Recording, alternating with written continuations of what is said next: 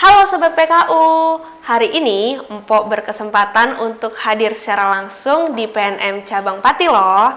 Jadi Empok nggak sendirian, di sini Empok udah ditemenin sama Bapak Ade Kresna Setiawan, yaitu pimpinan cabang Kota Pati, yang Empok dengar sudah berkarir di PNM selama kurang lebih 13 tahun nih, mulai dari saat menjadi staf sampai sekarang menjadi pimpinan cabang.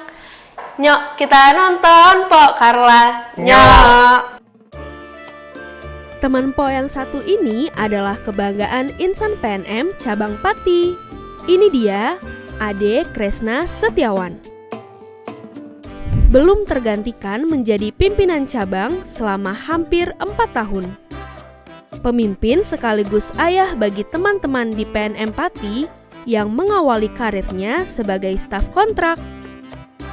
Kali ini, Pak Ade akan berbagi kisah jatuh bangunnya berkarir di PNM. Dari menghadapi nasabah bermasalah, hingga menjadi pimpinan cabang yang dicintai semua karyawannya. Inilah dia obrolan eksklusif Empok bersama Bapak Ade, pimpinan cabang Pati.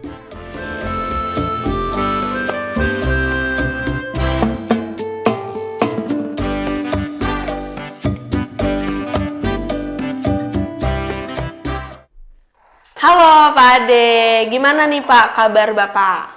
Alhamdulillah baik Po. Baik ya Pak. Nah kalau cabang Pati sendiri gimana nih Pak kabarnya? Cabang Pati alhamdulillah selalu baik, penuh tantangan pasti ada dan harus dilewati. Nah, Mpok tahu nih kalau misalkan Bapak tuh awal berkarir di PNM, menjadi staf sampai sekarang menjadi pimpinan cabang, betul ya Pak? Kurang lebih katanya sudah 13 tahun. Nah, mungkin boleh diceritain secara singkat Pak, gimana sih perjalanan dari awalnya sampai sekarang menjadi pimpinan cabang?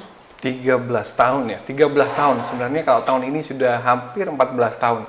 Tepatnya sih di 27 April. Oh, 27 April 2009 Po. 2009. 2009. Sudah cukup lama ya Pak. 27 nanti ini 2 bulan lagi sudah genap 14 tahun di PNM. 14 tahun. Mengabdi di PNM. Mengabdi di PNM. Awal di PNM berkarir sebagai dulu namanya APU ya, analis pembiayaan unit ulam ya. Jadi situ terus kemudian pindah APU, terus kemudian jadi manajer unit di Magetan 2010, kemudian 2011 itu di Madiun, 2013 pindah ke Ngawi, 2014 dipindah ke Kediri. Jadi itu rentetan karir, terus jenjang karir naik ya gitu ya, naik di Kediri 2013 sampai 2014 menjadi manajer klaster, dan di 2015 ada peleburan klaster dengan cabang. Saat itu didapuk namanya kepala bisnis, mungkin sekarang namanya MBU ya. MBU Pak. MBU sampai dengan 2019 bulan Juni tanggal 30 dan 1 Juli 2019 ada di Pati, Cabang Pati. Sampai Jadi, sekarang. Sampai sekarang, jadi sudah 3 tahun lebih di Pati. Nah, tadi kan Bapak mungkin sebutin Bapak pernah menjabat di Kota Ngawi, di Kediri, dan juga di Pati. Nah, di antara kota-kota tersebut nih Pak, kira-kira di PNM cabang kota mana sih Pak yang paling menantang buat Bapak selama berkarir di situ? Paling menantang ya? Kalau paling menantang, di setiap kota itu punya tantangan sendiri sih Pok. Jadi setiap kota itu pasti punya karakteristik. Setiap kota itu punya budaya masing-masing. Jadi di sana kita harus paham, yang perlu disesuaikan adalah kitanya dulu gitu loh. Kita bisa menyesuaikan adat lokal, kita bisa menghargai, karena ada pepatah di mana tanah dipijak, di situ Itu junjung. betul. Nah itu jadi pertama saya harus menyesuaikan dulu, bukan mereka yang menyesuaikan, tapi saya yang menyesuaikan. Sehingga kalau yang namanya tantang, yang mana menantang, semuanya menantang, karena yang namanya tahapan-tahapan itu melalui proses-proses. Jadi suatu ketika kita melalui tahapan 1 nih, wah dapat yang tantangan yang sedikit levelnya level 1 nih gitu. Terus kemudian di berikutnya ada tantangan lagi level 2. Nah, di saat itu kita harus belajar dari mana gitu, belajar dari pengusaha. pengusaha yang kita tangani gitu. Seperti itu. Jadi kalau mau ditanya tantangannya di kota mana, terus kemudian saat menjabat apa, semua penuh tantangan. Dan tantangan itu yang menurut kita itu apa ya, belajar tapi dibayar sama PNM. Oh, betul Pak. Berarti tantangan dari Bapak adalah belajar untuk mengenal kota-kota tersebut dimanapun Bapak berada gitu Betul. ya. Nah, kalau tadi tantangan, sekarang kalau posisi saat Bapak menjabat itu yang paling berkesan saat Bapak menjabat di posisi apa Pak?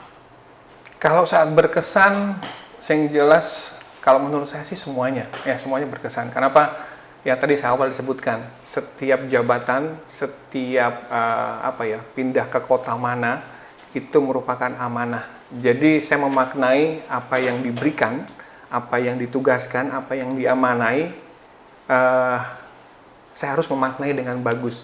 Karena yang namanya jam terbang beda dengan yang namanya menjalani beda dengan mengalami. Kalau kita mengalami lebih banyak, itu berarti kita mengambil hikmahnya. Kalau hanya menjalani saja, tanpa mengalami lebih banyak hal, belum tentu secara kualitas kita bisa lebih dan lebih untuk seperti itu. Jadi hikmahnya, jadi kita ambil hikmah di setiap jabatan itu. Nah, kenapa sih ada nggak alasan Bapak memilih PNM? Padahal kan banyak ya Pak lembaga lain selain PNM gitu. Banyak lembaga lain. Jadi kalau sebelum di PNM ya, sebelum di PNM saya pernah di Bank Himbara nih. Salah satu Bank Himbara, saya nggak nyebutkan ya. Nggak nyebutkan. Terus kemudian pernah di leasing juga, terus kemudian pernah di bank swasta. Dan ketika saya masuk di PNM, betul-betul berbeda banget, suasananya berbeda banget gitu. Di 3 perusahaan sebelumnya, ini jujur aja, jarak antara direksi dan level paling bawah itu jauh banget. Jadi seolah-olah kita ngeliatnya, wah jauh banget gitu loh. Untuk berkomunikasi aja sulit gitu. Begitu masuk PNM, luar biasa gitu. Dirut kita, CEO kita menunjukkan bahwa dia mau berkomunikasi bahkan sampai level AO. Ini yang mungkin ini jarang nih gitu loh. Karena sudah ngalami di 3 perusahaan sebelumnya, terus kemudian membandingkan dengan seperti ini, bedanya sangat jauh banget gitu. Dia membangun suatu kekeluargaan gitu loh. Berarti lingkup kerja dan juga kekeluargaan tuh sangat penting. Kenapa Bapak memilih PNM sampai sekarang Setuju. ya Pak? Hampir 14 tahun Hampir ya Pak. 14 tahun. Nah, sekarang kan Bapak sudah menjadi pimpinan cabang, Pak. Tentu saja pimpinan cabang menjadi teladan bagi insan PNM lainnya di Pati.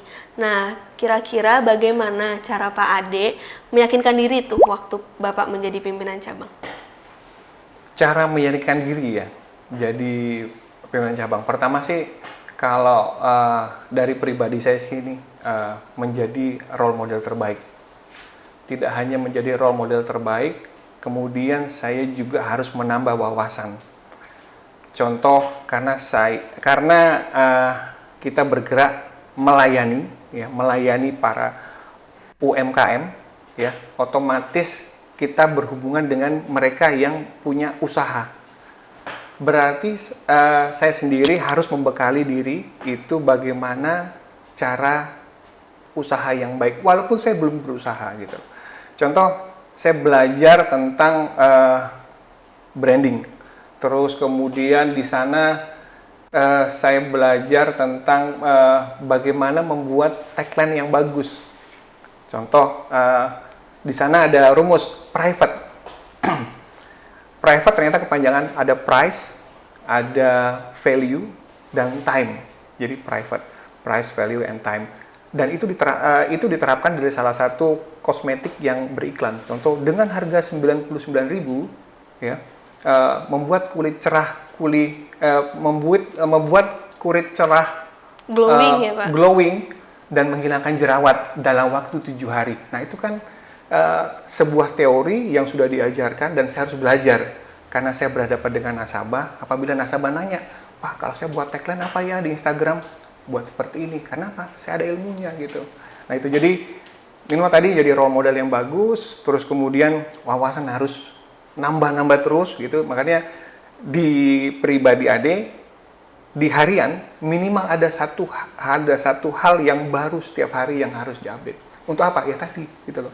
Karena kita berhadapan dengan banyak orang. Dan ternyata setelah banyak belajar, ternyata saya semakin merasa paling bodoh gitu loh. Kenapa? Kenapa itu? Sungguh banyak dipelajari, ternyata masih banyak ilmu yang belum kita serap gitu loh. Berarti menjadi pimpinan cabang itu Bapak belajar dan memberi pelajaran juga pastinya. Iya, setuju. Tapi Empok penasaran nih Pak, waktu Bapak mau naik menjadi pimpinan cabang, ada saingannya nggak sih Pak? Kan pimpinan cabang ini termasuk pekerjaan yang sangat penting, posisi yang sangat penting gitu. Ada nggak Pak? Kalau saingan sih enggak. Jadi kalau dari pribadi adik sih seperti ini. Saat ada beberapa calon ya. Saya nggak tahu jumlah calon waktu itu berapa dan terpilih Ade saat itu diamanai gitu. Jadi saya berpendapat kalau saat kita dipilih kita diamanahkan. Jadi kalau yang namanya pesaing sih nggak gitu loh. Malah saya harus belajar kepada semua orang gitu loh. Tidak hanya satu level tapi saya belajar dari orang-orang yang saya temui. Bahkan sama OB pun saya belajar gitu loh. Bahkan sama driver pun saya belajar gitu. Jadi saya tidak menutup diri bahwa saya harus belajar sama yang sejajar, enggak. Jadi saya membuka diri untuk semua gitu, semua orang yang saya temui gitu. Jadi nggak ada namanya pesaing gitu. Oh, tidak ada pesaing Nggak ya ada, Pak? nggak boleh Pok. Nah, menjadi pimpinan cabang itu kan tentunya punya tanggung jawab dan juga punya amanah yang cukup berat ya Pak. Kalau Pak Ade sendiri, ada nggak sih Pak kira-kira harapan atau mungkin program yang ingin Bapak kembangkan untuk teman-teman account officer dan juga nasabah PNM yang ada di Pati Pak? Kalau dari Ade sendiri sih seperti ini gitu. Jadi apa yang dilakukan PNM dari awal berdirinya PNM, terus kemudian di pertengahan PNM membuat acara PKU, pengembangan kapasitas usaha, di sana perjalanannya ternyata banyak ditiru oleh beberapa lembaga keuangan lain, Pok.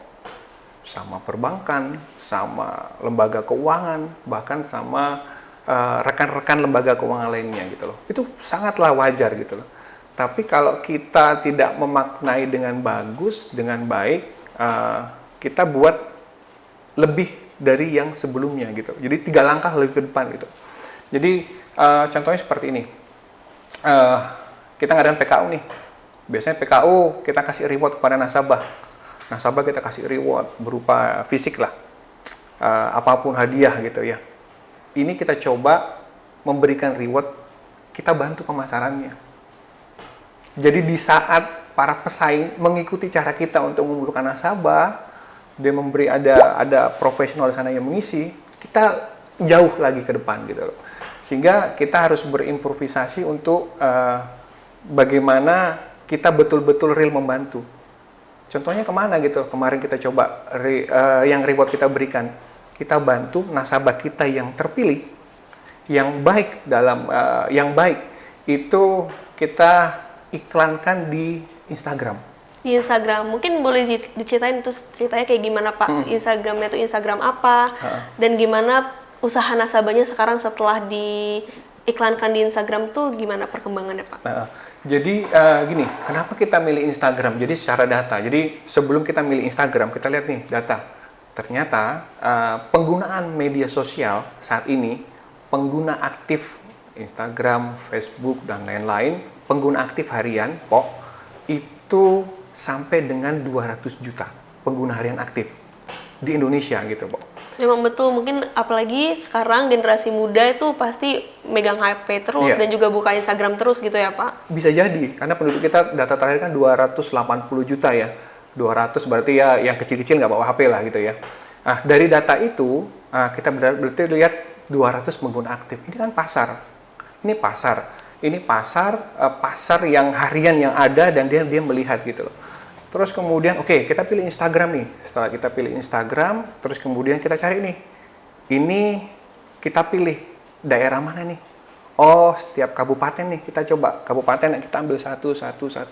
Kita kebetulan di 6 kabupaten, kita ambil satu, sampling dan cari Instagram dengan follower yang terbanyak. Itu kembali lagi, itu pasarnya kita gitu loh.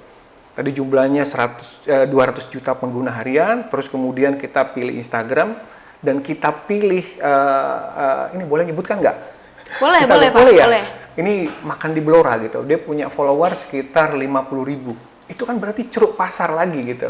Berarti Bapak melihat peluang Iya. dari influencer tersebut gitu Betul. ya. Kemudian Bapak iklankan produk Betul. nasabah. Berarti kuliner ya Pak produknya. Kuliner. Oke, itu kuliner apa itu Pak waktu itu yang diiklankan? Jadi kulineran itu makanan. Jadi makanan yang khas. Jadi yang kita shoot kemarin itu makanan lontong, sayur lontong ya, sayur lontong Pok. Oh, sayur Itu lontong. ciri khas dari kota Blora ya, sayur lontong. Terus kemudian ada gorengannya tempe. Itu kan makanan harian dan murah gitu loh. Dan yang kita apa ya, harganya pun untuk membuat konten itu murah banget. Ayo, bisa nebak nggak kira-kira berapa? Coba Mpok tebak nih Pak. Ya, berapa Pok? Kira-kira Pok? Mungkin 500.000 Pak. 500.000 Pak. Kemahalan Pok. Masih kemahalan. Masih kemahalan. Untuk influencer Pak. Iya, kemahalan. Gimana? Berapa? 300.000. Masih kemahalan Pok. Masih kemahalan Masih lagi. kemahalan. 200 Pak. Naik dikit. Oh, naik dikit. Naik 250. Pas betul. 250 Pak. Kayaknya paranormal Tempo ini bisa Berarti tahu. 250.000 saja dengan modal segitu, Bapak bisa membantu produk nasabah untuk diiklankan. Betul. Wah. Dengan 250 itu 3 kali tayang dalam waktu 3 kali tayang, 3 Pak? kali tayang dalam waktu 2 minggu. Terus kemudian kita dikasih bonus nih. Bonusnya apa? Jadi sebelum tayang video ditayangkan gambar-gambar dulu. Oh, ada teaser, Pak. Ada teasernya gitu. Cuplikan-cuplikan Betul. untuk menarik perhatian Betul. pembacanya juga. Betul.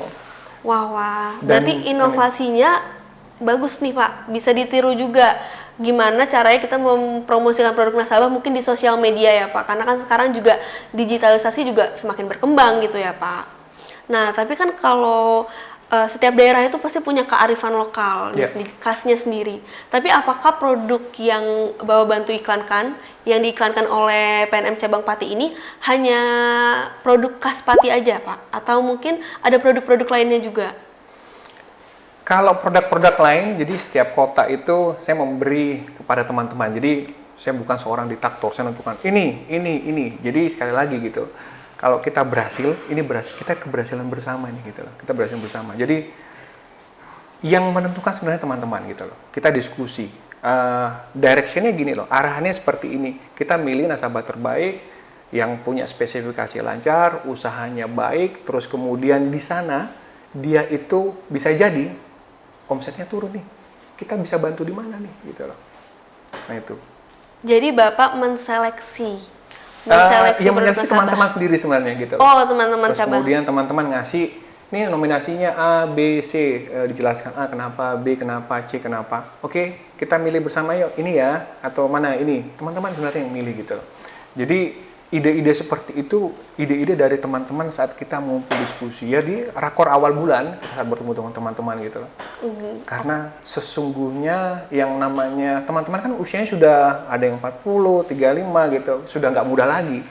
Tapi menurut saya yang namanya anak muda itu yang selalu membawa kebaruan. Betul, Pak. Kebaruan. Berarti walaupun dengan usia saya yang seperti ini, kita harus membawa kebaruan dan teman-teman kebaruan, berarti kita masih muda. Betul nggak, Pok? Betul banget, Pak. Nah, ini juga bisa jadi motivasi untuk Sobat PKU mengembangkan usahanya, terus semangat jualan, terus mengembangkan, nanti bisa jadi peluang untuk semakin dipromosikan oleh PNM, betul ya, Pak? Setuju, Pok. Nah, kita bisa lihat nih di sini. Di sini ada produk nasabah juga loh, Sobat PKU. Mungkin bisa diperkenalkan, Pak, produk nasabah dari cabang Pati ada apa aja di sini? Ini apa nih? Vas Menurut Pok bunga ini, ya? vas bunga. Dari Apa dari Pok? apa ya Coba ini? bisa ditebak nggak, Pok? Kayu bukan sih, Pak, ini? Bukan. Bukan kayu. Bukan. Apa, Pak? Apa Ini? lagi nih? Coba tebak deh, satu kali lagi deh. Atau phone a friend? Kalau bukan dari tanah liat kan ya pasti. Bukan. Satu kesempatan lagi deh. Ini tuh motifnya tuh kayak saya kenal, Pak. Apa? Bonggol jagung. bukan, Pak? Benar, Pok. Benar banget ya. Benar. Ini dari produk dari nasabah mana nih, Pak? Mungkin bisa diperkenalkan. Ini dari produk nasabah di Pati ya, di Mekar Pati. Ini nama yang ibu nasabah ini namanya Ibu Veronica Tias Adi gitu ya. Jadi kerajinan bonggol jagung. Kenapa sih bonggol jagung? Ya. di Pati itu sangat melimpah jagung. Oh, jagung. Jagung sangat melimpah gitu. Untuk Palawija kan jagung ya, sangat melimpah gitu. Dan bonggol jagung ini sebagai limbah. Biasanya digunakan hanya untuk membakar. Buat bakar ini ya, apa namanya, untuk masak sehari-hari, terus kemudian untuk bakar, ada yang usaha bata ikut dibakar juga. Nah, ini kreatif banget ini. Dari limbah menjadi sesuatu. Nah, ini yang kita namakan apa ya? Ada value added yang nambah untuk produk ini gitu. Tidak hanya ini dapat produk ini dijual gitu loh. Nah, ini nasabah ini sudah 5 tahun, rata-rata 5 tahun gitu. Sudah 5 tahun Sudah punya 5 tahun. usaha untuk bikin kerajinan dari bonggol jagung ya, Pak? Tapi nggak ini aja. Oh, nggak ini aja? Ada lagi dari bonggol Ada jagung lagi. juga, Pak? Ada lagi. Apa lagi tuh, Pak? Ah, ini dia. Ada Tada. apa? Wah, Ah. diumpetin sama Pak Ade ternyata. Ada apa aja nih, Pak? Ini sendok ya, sendok ini bonggol jagung loh. Sendok Bukan dari ini bonggol loh. jagung. Nah, coba. Coba, Pak, Mpok, coba pegang. Wah, Bener kan? benar-benar bonggol jagung Iya, sih ini bener, Sobat gitu. PKU. Ya, jadi ini benar-benar limbah. Jadi ini kelapa. Ininya kelapa, batok kelapa, Batok kelapa. terus kemudian dengan bonggol jagung. Jadi bonggol jagung betul-betul kering. Padahal yang Mpok tahu tuh kalau habis makan jagung langsung dibuang, Pak. Tapi ternyata di Pati bonggol jagung itu bisa menghasilkan sesuatu ya, Pak. Betul sekali. Selain itu apa lagi nih, Pak? Mungkin ada produk dari nasabah Pati yang lainnya juga. Ada. Ini dari Ibu Anissa. Ibu Anissa ini nama usahanya nih Azara Serba Serbu, ya kan? Azara sampai Serba belibet ngomongnya ya. Ya. Azara Serba Serbuk. Wah, Serba Serbuk. Apa itu produknya, Pak? Nah, ini produknya yang di atas nih. Oh, ini yang udah ada di display ini ya? ada di Ada display apa itu. aja, Pak? Itu serba serbuk, ya contohnya tadi yang jahe ya. Terus kemudian yang coconut, ginger coconut, Oh, ini. dan yang kunir putih. Kunir putih. Iya. Oh, tiga ini. Jadi minumannya itu sangat beragam ya, Pak? Seperti Sangat namanya, beragam. serba serbuk. Serba serbuk ya. Di sini instan semua nih, jahe instan. Ini Sobat PKU. Dan Ini ada kunir ya, putih. Betul. Saya kebetulan belum pernah coba kunir putih juga sih, Pak. Habis ini dicoba deh. Nanti saya coba. Dan ginger coconut ini ya, Pak? Iya. Nah, selain ini ada apa lagi nih, Pak? Ada lagi ini Bu Darti ya. Ini olahan ikan ya. Olahan itu yang atas ikan. deh, olahan Ini ikan. yang atas. Betul. Ini khas Pati. Khas Pati. Khas Pati ya, ikan bandeng. Jadi olahan apapun Pati ini kan terkenal dengan bandeng ya. Saya juga kaget juga gitu loh. Terkenalnya bandeng Juwana ini ada di Semarang gitu. Orang dengan bangganya beli di Semarang, ini bandeng Juwana, terus kemudian ke Pati lagi. Ya. Padahal bandeng Juwana itu adanya di Pati gitu loh. Di Pati. Nah, yang beda apa? Yang membuat beda? Bandeng yang Pati sama bandeng yang lainnya. Apa tuh, Pak, Saya harus kira-kira? mempromosikan. Kira-kira nih. Kalau ada- saya lihat kayaknya bandeng Juwana ini, Bukan KTP-nya ya. KTP ikannya bukan KTP. bandeng Juwana ini mungkin lebih banyak produk yang bisa Hmm. dikreasikan gitu ya, Pak. Karena setahu saya mungkin bandeng itu hanya bandeng presto Ya. biasanya. Tapi ini ada bandeng abon, ada cheese stick daging Ya. bandeng. Iya, Jadi lebih beragam ya, Pak. betul. Pertama itu benar yang disebutkan Pok nih. Jadi bandeng ini ternyata bisa diolah untuk produk-produk yang biasa kita temui ya. Biasa produknya dari tepung, terus tanpa ya tepung gitu, terus kemudian ada rasa-rasanya. Ini ada campurannya dari bandeng. Terus kemudian yang saya perlu jelaskan lagi, kenapa bandeng Juwana istimewa? Jadi saya sempat penasaran, kepo. Saya suka tukang kepo ya. Jadi penasaran, search di Google, kemudian search ini penasaran, saya ke Tambak. Karena dekat nih di Juwana, kan 15 menit ke Juwana ke Tambak. Kebetulan nasabah nanya, Pak, kenapa bandeng yang ada di Juwana itu tidak berasa seperti ada bau lumpur gitu loh. Kalau yang lain kan bau lumpur, bedanya di situ. Baunya ya, Pak, Baunya, beda. ternyata treatmentnya luar biasa. Jadi dia punya alat seperti alat khusus yang ngecek ini kadar airnya, air tawarnya berapa, air lautnya berapa, keasinannya berapa, ternyata ada. Itu rahasianya. Jadi terlalu banyak air tawar itu yang bisa membuat bau lumpur. Bau lumpur. Iya. betul. Tapi kalau bandeng Juana Daya Pati sudah dipastikan tidak bau lumpur. Betul, karena treatment dari masyarakat yang ada di sana yang banyak tabak itu rata-rata seperti itu. Dan itu yang membuat perbedaan kenapa bandeng Juana sangat diminati. Wah, Itu bocorannya itu. Mpo juga jadi termotivasi banget nih ngelihat dari produk-produk nasabah tuh keren-keren banget dan inovatif ya Pak. Tapi setelah kita cukup banyak ngobrol, haus nggak sih Pak? Pasti haus dong, Pok juga haus banget nih. Banget.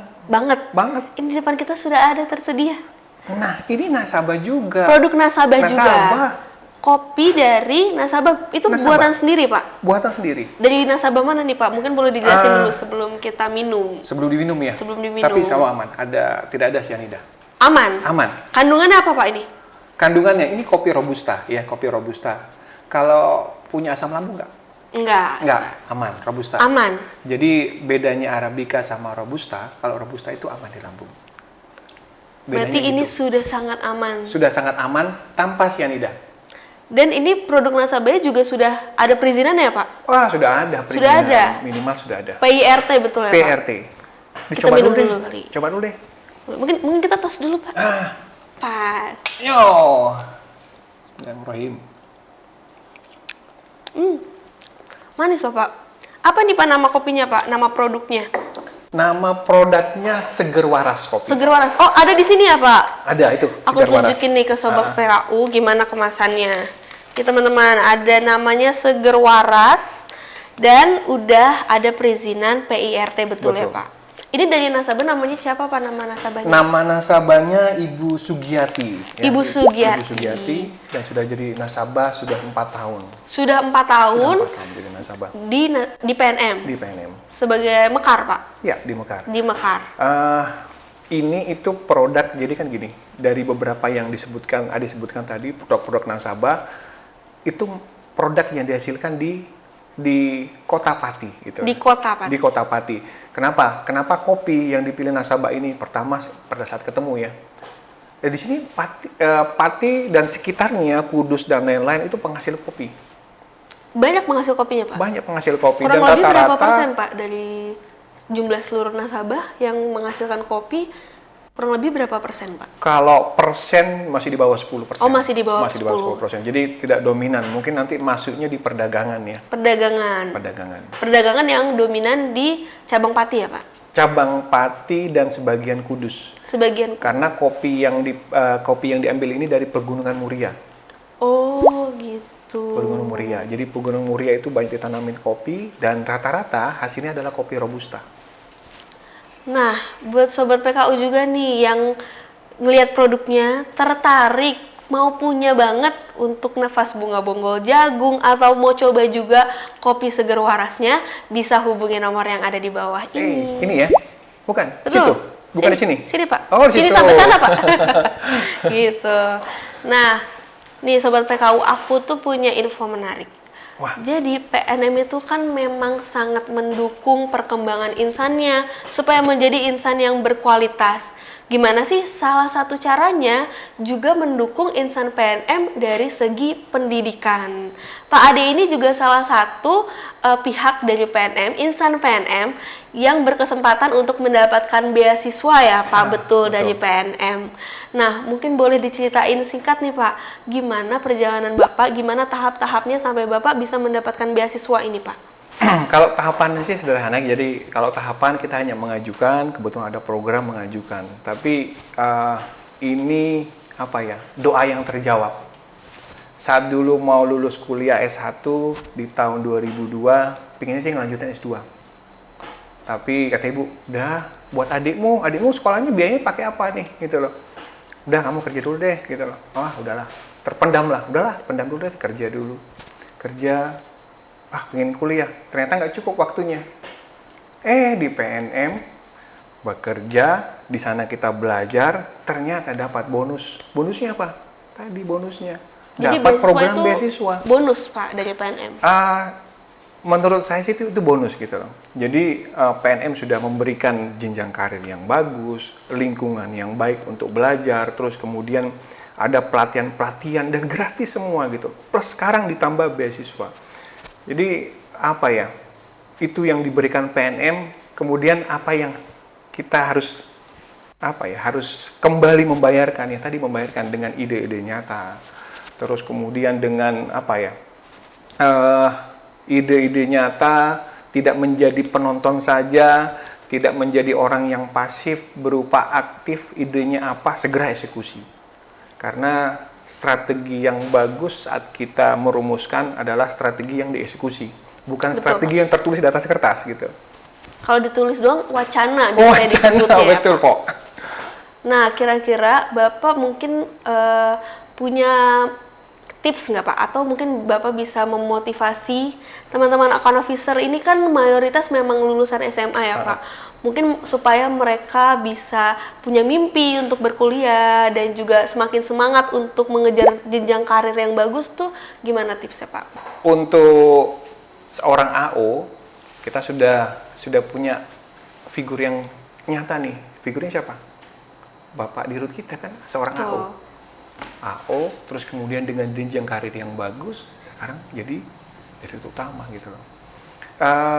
Jadi AO ini merupakan basic mereka saat di lapangan, jadi paham di lapangan, paham kompetitornya gimana, paham tetangganya gimana, rumah tangganya gimana, harus paham. Jadi AO ini saya rasa sebagai dasar pondasi yang utama untuk berkarir di yang lebih lanjut. Di PNM Pak? Di PNM.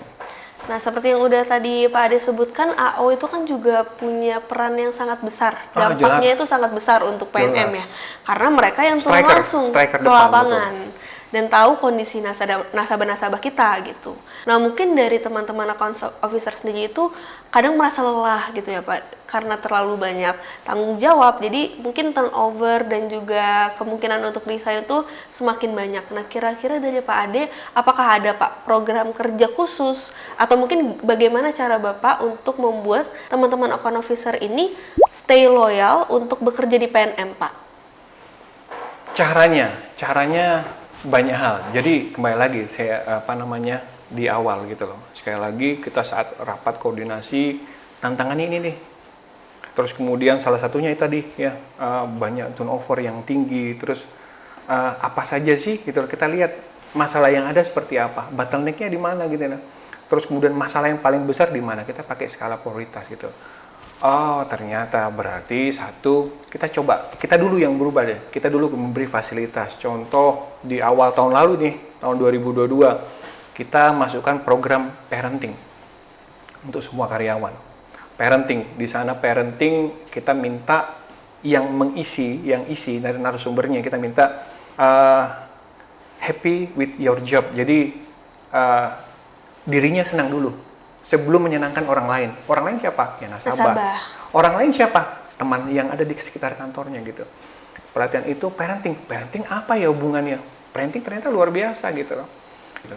Kenapa ilmu parenting sangat penting? Satu, rata-rata ada yang sudah menikah. Berapa persen Pak yang sudah menikah, teman-teman account officer? Ya, nggak ada 30, 25, 30% lah gitu. Cukup banyak ya Pak? Cukup banyak. Berarti mereka sudah berkeluarga dan punya momongan. Punya momongan, anak laki-laki, anak perempuan. Dan cara mengasuhnya berbeda. Pasti berbeda gitu loh. Saat kita berikan ilmu parenting, mereka bisa mendidik, mengasuh dengan baik. Otomatis pekerjaan di rumah, oke, clear.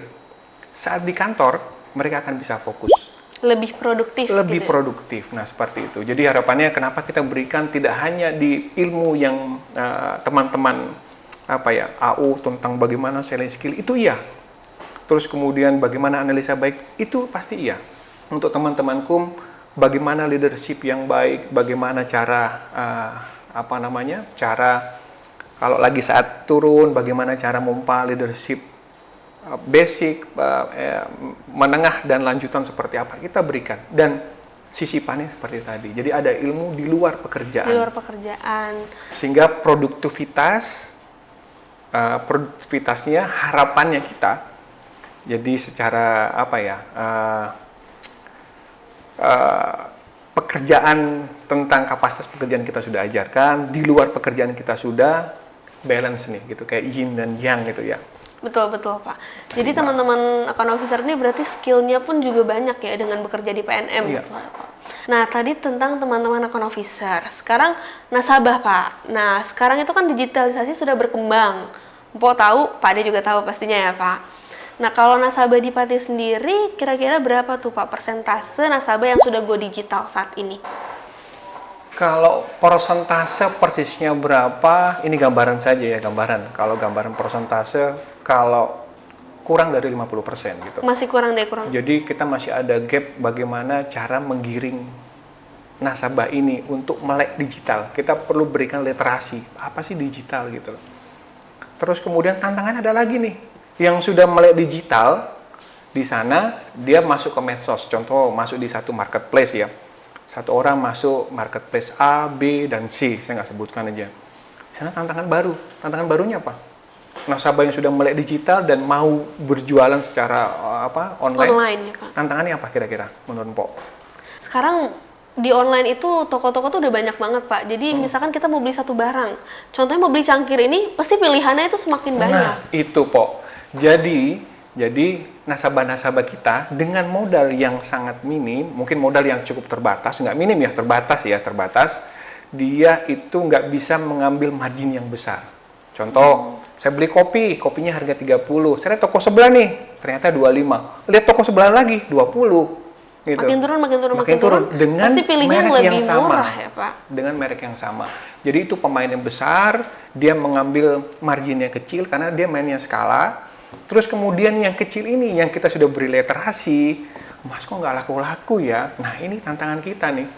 Jadi sudah mendigitalkan nasabah-nasabah, sudah naik kelas, ternyata tantangannya ada lagi nih. Tantangan baru. Kita sudah punya juga sih. Caranya apa ya? Gimana? Dengan membuat pembeda. Pembeda apa? Jadi nggak jualan kopi yang beda apa? Rasa ini, ada jahenya, jahe merah, terus kemudian ada sesuatu yang pembeda. Nah, yang membuat pembeda itu yang membuat ciri khas gitu. Jadi harga ya silahkan bersaing lah. Tapi kalau ada pembedanya pasti akan dipilih. Seperti itu. Tantangannya rupanya seperti itu. Wah, setelah Mpok ngobrol lumayan lama sama Pak Ade ini sangat inspiratif ya, Pak. Dan tentunya Mpok juga termotivasi loh, Pak, dengan pengalaman Pak Ade, dari pengalaman teman-teman AO dan juga nasabah di cabang Pati. Dan tentunya Mpok juga yakin nih, PNM itu kan nggak pernah salah memilih insan PNM yang amanah. Dan di tangan Pak Ade tadi juga sudah diceritakan banyak juga nasabah yang udah go digital. Nah, terima kasih banyak Pak Ade untuk waktunya, Sama-sama, untuk kesempatannya, Mpok bisa kenal lebih jauh, lebih dekat sama Pak Ade.